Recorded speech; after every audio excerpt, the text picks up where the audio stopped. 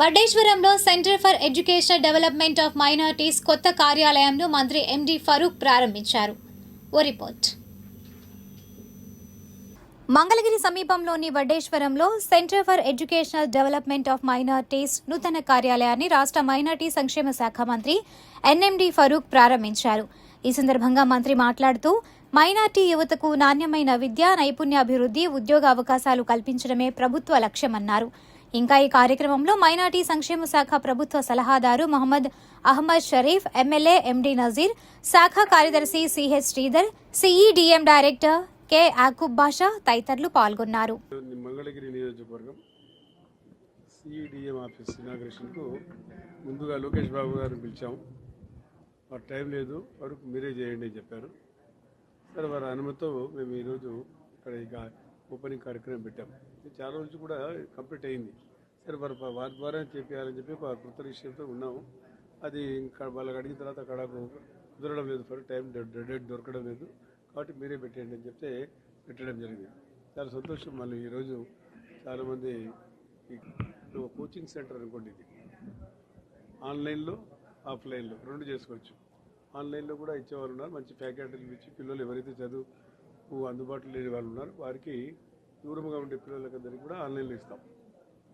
మంచి ఫ్యాకల్టీగా గతంలో కూడా మనము గత 5 సంవత్సరాలు ఆ ప్రభుత్వం ఏం చేసినా నాకైతే లేదు, చేసినట్టే లేదనుకుంటాడు. 17, 19 నేను అప్పుడు ఉన్నప్పుడు మంత్రిగా మేనే ఉన్నాను. అప్పుడు కూడా చాలా మంచి కార్యక్రమం చేశాను. అప్పుడు కూడా దాదాపు 25 కోట్ల రూపాయలు ఖర్చు పెట్టాం. మళ్ళీ ఇప్పుడు కూడా దాదాపు 40 మన సెక్రటరీ గారు తెలుసు కదా మీకు, secretary minority welfare department Sridhar గారు, ఐఏఎస్ ఆఫీసర్, వారి ఆధ్వర్యంలో ఈ కార్యక్రమం చేస్తారు. వారే ఉన్నారు ఇంతకుముందు. వారు ఈ బాధ్యతలు ఆయనకి మన యాకూబ్ సాబ్ ఇప్పుడు ఆయనకి ఇచ్చారు. ఆయన కూడా ఈ కార్యక్రమం అంతా చేశారు, బ్రహ్మాండం చేశారు.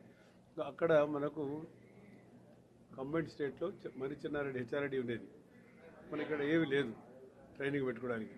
కాబట్టి మైనార్టీ సిఈడిఎం ద్వారా మనం ఇక్కడ స్వయంగా మనం ఇక్కడ ఏర్పాటు చేసుకుని మైనార్టీ స్టూడెంట్స్ ఇవ్వాలని ఒక ఆలోచన.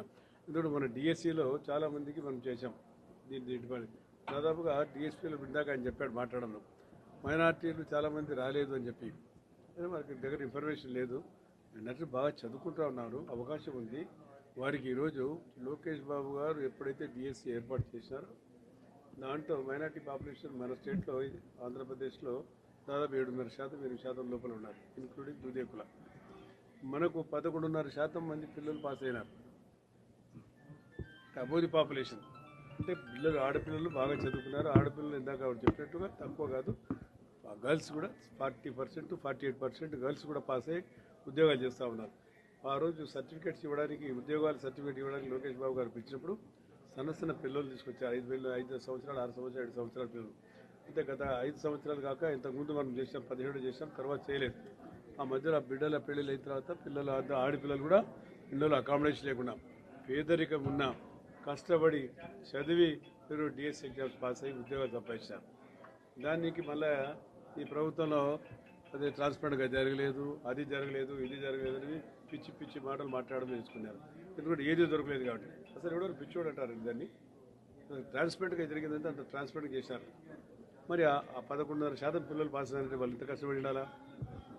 బట్ దానికి కారణం ప్రభుత్వం ప్రోత్సహిస్తూ ఉంది. ఈరోజు తల్లికి వందనం వేసాం.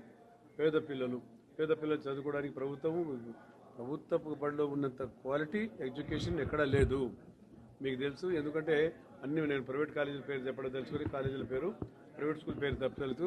వాళ్ళంతా కూడా మన దగ్గర టీచర్లు తీసుకుపోయి ఎప్పుడైతే వాళ్ళు ట్రైనింగ్ ఇస్తారో, వాళ్ళు కోచింగ్ ఇస్తారో, కోచింగ్ అంతా మా టీచర్లు తీసుకుపోతారు, ప్రభుత్వ టీచర్లు తీసుకుపోతారు. ప్రభుత్వ టీచర్లకు ₹1,00,000 పైన ₹1,50,000 జీతాలు ఉన్నాయి. బ్రహ్మాండమైన క్వాలిటీ ఉంది. వాళ్ళ ప్రెజెంటేషన్ ఉంది.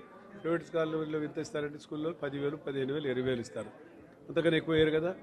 కాబట్టి మనం ప్రభుత్వం అంత జీతాలు ఇచ్చి ఈరోజు ప్రోత్సహిస్తూ ఉంది. కాబట్టి బ్రహ్మాండంగా చదువుకొని పిల్లలు ఈరోజు ఈ స్థాయికి రావడం జరగడానికి కారణం ప్రభుత్వ ప్రోత్సాహకరమే.